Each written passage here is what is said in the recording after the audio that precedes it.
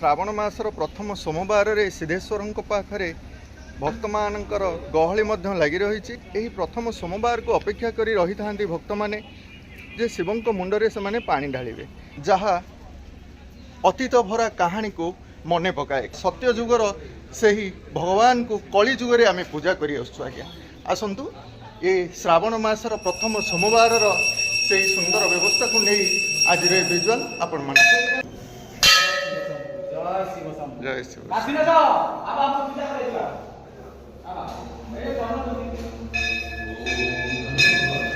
प्रथम सोमवार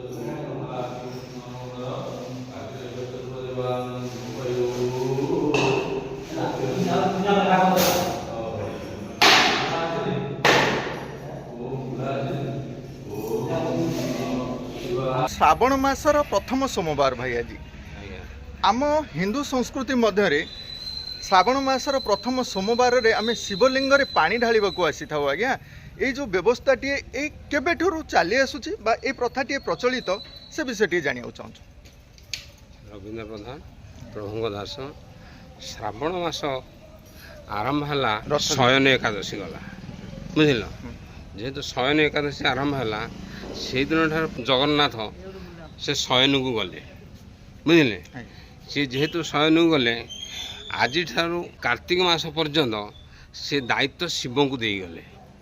देवदेव महादेव शिव को दे गले माने महादेव शिव को दे गले। हाँ महादेव शिव अलग है कि नहीं महादेव आपणकर आमकर विद्यालय महाविद्यालय डिफरेंस बुझी पारछन। एटा विद्यालय महादेव एटा विद्यालय एटा महाविद्यालय आउ किसी कहबी शिव होचंदी जलप्रिय बुझले जेहेतु जलप्रिय तेणु ये मासर ये जो श्रावण मासर ना कहीं श्रावण मास है ये हूँ शुणिबार मास बा श्रवण करिवार मास जेहेतु प्रभु शोईगले तेणु समस्त भक्त मैंने बर्तने श्रावण मास शिव को आराधना करवा उचित से ये मास ना श्रावण श्रवण मासरू एटा श्रावण मास शिव जलप्रिय आम मानुचे। श्रावण मासर बा जलधारा बही आसुची शिवों स्वयं प्रभु भगवान ये हूँ दान कहले अत्युक्ति हेब ना। एथिरे आमे साधारण भक्त माने मध्य गुंडीची मूषा पर टिके सहयोग करूँ। श्रावण मास जलाधारा जलाधारा हूँ आप जानते गोटे रजबती हमें समस्त माँ मैंने बुझल यही मसरे समस्त नद नदी रजबंदी हमें तेणु से पानी व्यवहार योग्य नुह तेणु से पानी जे व्यवहार कर जो गड़ूरी आणुना से गंगा जल पकेले से पानीटा पवित्र है। तेणुक साधारण नईरू जेकोसी जगह पानी आप ढाली पारे तेणु जेहेतु रजबती अच्छा नदी मैंने तेणुक आपण मैंने से पानी गंगा जल पकेले से पवित्र है आप जलाभिषेक करें। यही संस्कृति मध्य आमर आउ गोटे रही कहीं शिवंक निकट को आम आसुचे। आज्ञा गंजेई टाणा को किसी भक्त मैंने आमर आसी था ये गोटे समय थाए जे श्रावण मास केबे हब आमे प्रभु पाखक पानी ढालिबा को जिबा। जहा भक्त मान मध्य किसी गंजेई भक्त मध्य आमर रही था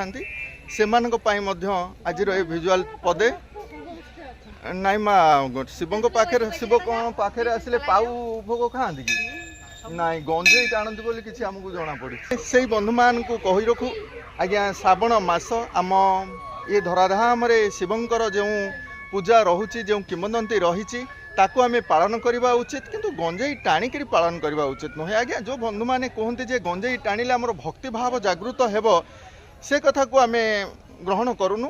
आ गोटे कथा आज्ञा जो बंधु मैंने कहते बहुत दूर दूर आम चली चलिक आसुचु माने शरीर व्यथा आम गंजेई टाणुचु सी आउ एक कथा आज्ञा से विषय तो आम कहीपर कि बंधु सह जाना आज्ञा। बंधु ये जो गंजेई भोगटे जो रही श्रावण मसरे आम शिवों पाख आसिले जे गंजेई टाणिक न आइले शिवंकर कृपा लाभ आम करूँ से विषय कौन टे कहे नहीं से युक्तिसंगत कथा नुह। गुरु कौन कहले कर गुरु कौन करुँच तुम से कर ना बुझीपार गुरु जहाँ परामर्श देले आप पालन करूँ। गुरु जहाँ कले तुम से कर अच्छा शिव तांडव नृत्य कर शिव गोटे बादरे ठिया होती शिव 24 घंटा ध्यान करें आम 24 घंटा ध्यान करें आम तांडव नृत्य कर शिव आउ गोटा नाम हूँ अकर्मे कर्मदाता आम कौन अकर्म जार कर्म ना आम किसी देपारू तेणु शिव गंजेई टाणिले आम गंजेई टाणिया यहाँ आज्ञा युक्तिसंगत नुहे। आज्ञा ये हूँ आम पारादीप गड़ निमिंडी ग्राम गढ़ी उठी शैवपीठ शिव मंदिर सिद्धेश्वर नाम अनुसार आमर ये मंदिरटी ये विगत अतीत समय रही आसी आज्ञा पूजा पाई आसुंच शिव शंभु किंतु गोटे कथा रोचे यहीटा को प्रतिवर्ष श्रद्धालु माने धाई आसी था श्रावण मासरे शिवलिंग पानी ढालिबाई आज्ञा से अतीतर वार्ता दिए शिव किपरि ये संसार को विश्वर ज्वाला संसार रे जो खेली जाऊला ताकू से रक्षा करते संसार को निजे विषपान करते से ज्वाला जो तांको शरीर रे बढ़ी जाइतला से ज्वाला को थय करने अतीत समय रे गंगा माता तो आसी आउ समस्ते देवादेवी जलाभिषेक करते से किंवदंती को मन रखा शिवलिंग रे जलाभिषेक करिवार व्यवस्था रही आज्ञा।